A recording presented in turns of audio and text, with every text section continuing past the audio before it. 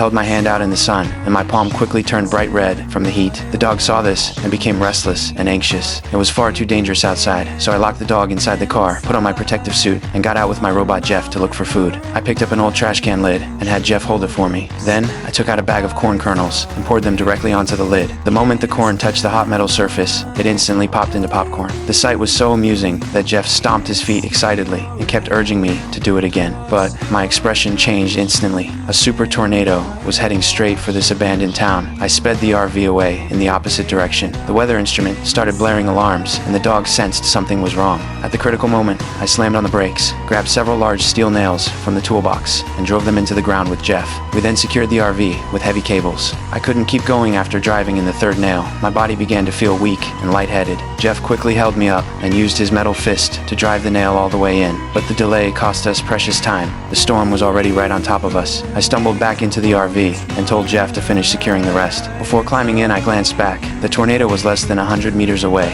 I quickly locked the dog in a cabinet, activated the window shields, and opened the door to yell for Jeff to hurry inside. He crouched down to reinforce the cables even further as the twister loomed nearby. He only stood up and rushed toward the RV when the wind was practically upon him. The tornado hit the vehicle the second the door closed. I gripped the handrail tightly, but it wasn't long. The cables on both sides snapped under the fierce wind, throwing everything inside into chaos. The RV was lifted straight into the air. Fortunately, the tornado passed as quickly as it arrived. After a loud crash, the RV slammed back onto the ground. I froze for a few seconds, and realizing I had survived, I got out to inspect the damage. All the cables I had secured were broken, but the one Jeff had fastened remained firmly anchored in the ground. The front left wheel was completely destroyed. We had a spare tire, but no jack. Just as I was feeling hopeless, Jeff lifted the front of the vehicle with his bare hands. I rushed to replace the tire, then hit the gas and continued driving. As I drove, I couldn't help but smile. I had built Jeff originally just to help take care of the dog, but he had done so much more for me. He had even begun to develop his own consciousness, growing more human by the day. Hours later, we stopped to rest at an abandoned restaurant by the road. While I stepped inside to use the restroom, Jeff secretly started the RV. By the time I ran out, he had parked it directly under the scorching sun.